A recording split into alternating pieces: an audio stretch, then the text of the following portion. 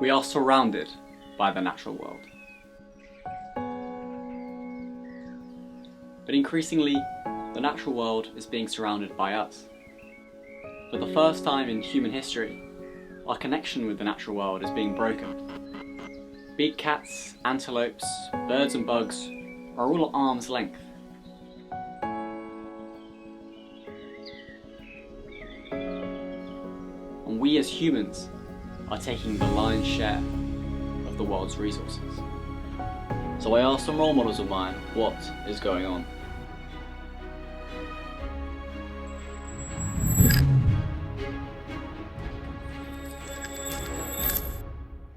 When I think of the word extinction, I think of the complete eradication of a species from our planet. Irreversible loss of life, the irreversible loss of a species. Extinction can be part of the natural process of evolution, but sometimes extinction happens at a much faster rate than what it would naturally. Extinction is currently happening at between 100 and 1,000 times more than the background rate of extinction. This is what is happening all over the world, and it is mostly caused by humans. The Earth's history is defined by geological periods known as epochs. During these epochs, there has been 5 major mass extinction events, the last of which saw the end of the dinosaurs. We are at the cause, the center of this 6th mass extinction because of the impacts that we're having on the planet. Our actions and how we treat each other, how we treat other beings, that's led to this rapid rate of extinction that we're seeing today. In 2018, WWF released a report. In that report, it stated that 60% of all vertebrate life on Earth had disappeared since 1970. That is, that the numbers of mammals, birds, reptiles, amphibians and fish in a generation have more than halved. There are currently 1 million species threatened with extinction. So the scale of the problem is clear. But why should we care? I think there are a number of reasons why we should save species, but one angle I like to think about is from like a selfish perspective as humans. It benefits each and every one of us to live in a biodiverse planet. You know, having biodiversity impacts how clean the air is we breathe, how much food we have available, how clean the water is that we have to drink. The economic value of ecosystem services has been put at around 125 trillion US dollars. To put that into perspective, that's only 17 less than the total global GDP. So often I think our understanding of our impacts on the environment around us are so limited because we barely scratch the surface in understanding the reality of the world around us. Each and every species on our Earth plays a really important role in the ecosystem that they're part of. We never know what the consequences will be. Removing one species can have a serious effect on another.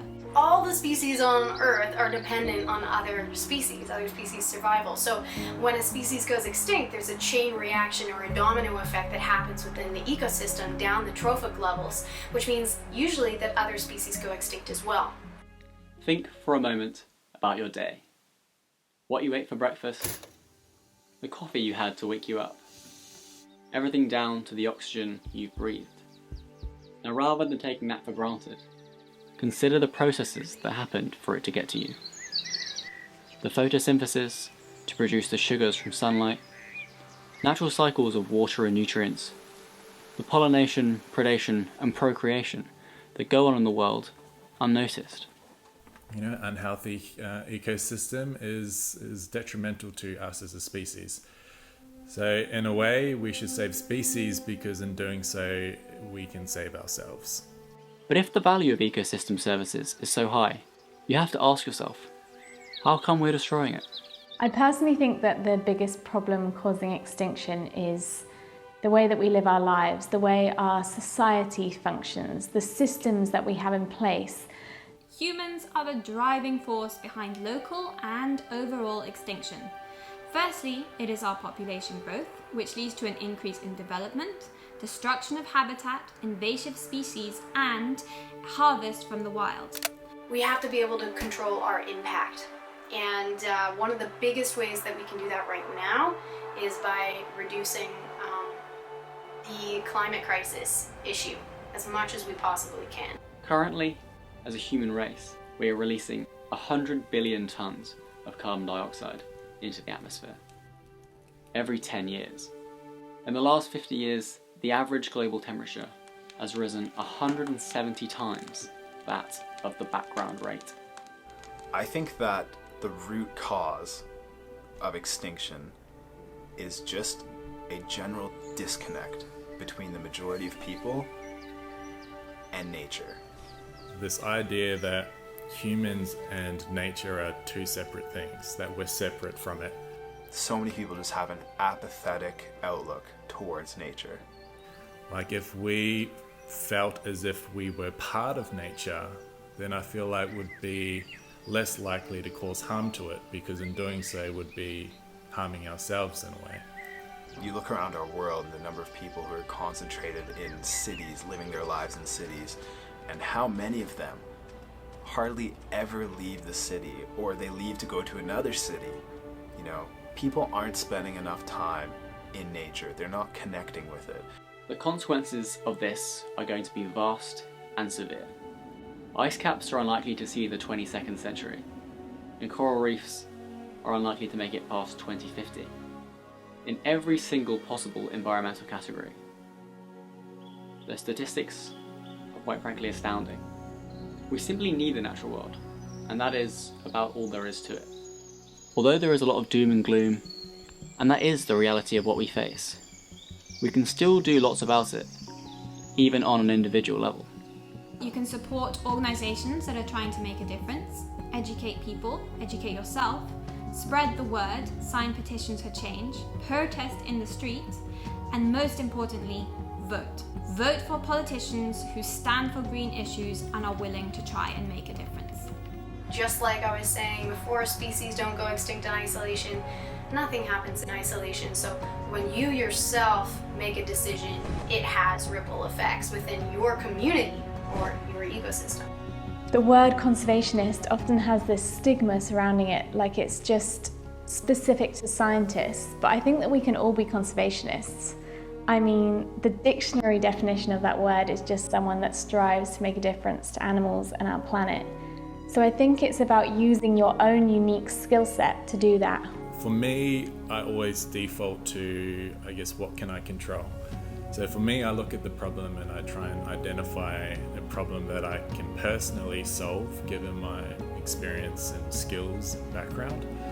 Especially now in the modern world, I know social media gets a lot of stick, but digital platforms are an incredible tool. It's free for everyone to use. It can have a global reach and a massive, massive impact. If you're someone who has a passion for nature, a passion for wildlife and ecosystems and our planet in general, I think one of the best things that you can do is to share your experiences with people. As we have seen over the last few years, social media influence and sharing of information can have a massive impact on real-world problems. Those followers are people that you're influencing.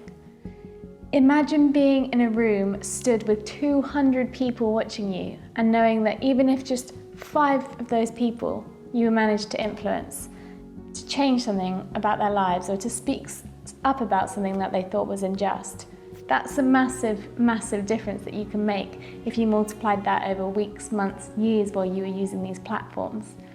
Thinking about change is important, but it's also important to ask why the natural world is so special to you, and why do you want to save it?